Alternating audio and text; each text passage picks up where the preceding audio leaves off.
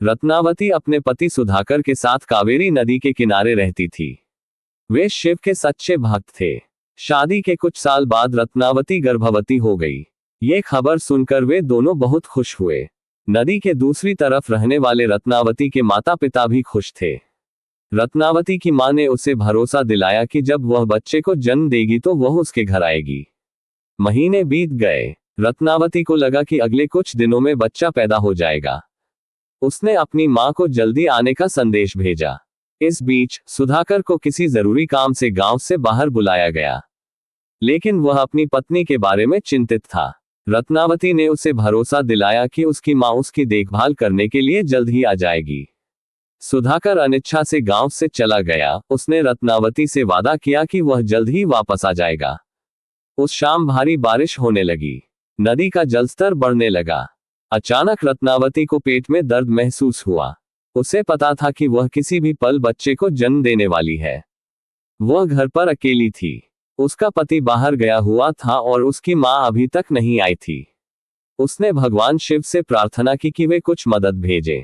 ठीक उसी समय उसकी मां अंदर आई। उसने अपनी बेटी को गले लगाया और उसे आराम करने के लिए कहा। उसने जल्दी से रत्नावती को आराम देने के लिए कुछ तकिए रखे। जल्द ही रत्नावती ने बच्चे को जन्म दिया। उसकी मां ने पूरे समय उसका हाथ थामे रखा, उसे शांत किया। बच्चे के जन्म के बाद रत्नावती इतनी थक गई थी कि वह शांति से सो गई। आखिरी चीज जो उसने देखी वह थी उसकी मां नवजात शिशु को मोटे कंबल में लपेट रही थी। जब उसने अपनी आंखें खोली तो उसने देखा कि उसकी मां घर के अंदर चल रही है। मेरी बच्ची, क्या तुम ठीक हो? उसकी मां ने बेचैनी से पूछा। बेशक मैं ठीक हूं मां, तुम सही समय पर आए हो। मुझे आश्चर्य है कि अगर तुम यहाँ मेरे पास नहीं होती तो क्या होता, रत्नावती ने कहा।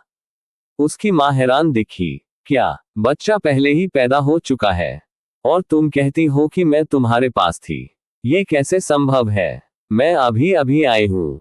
रत्नावती ने कहा, तुम क्या कह रही हो? तुमने पूरे समय मेरा हाथ पकड़ा हुआ था और फिर तुमने बच्चे को कंबल में लपेट दिया। उसकी मां ने पास में ही पालने की ओर देखा।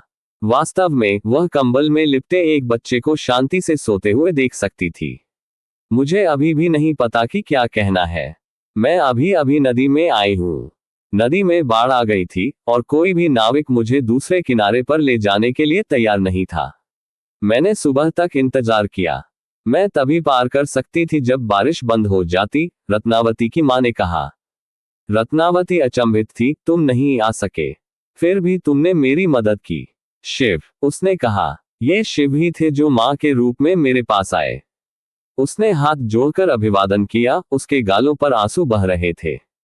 थय्युम अनवर, उसने चिल्लाकर कहा। अनवर का अर्थ है जो आया, थय्युम का अर्थ है मां के रूप में। इस समय तक सुधाकर भी वापस आ गया था।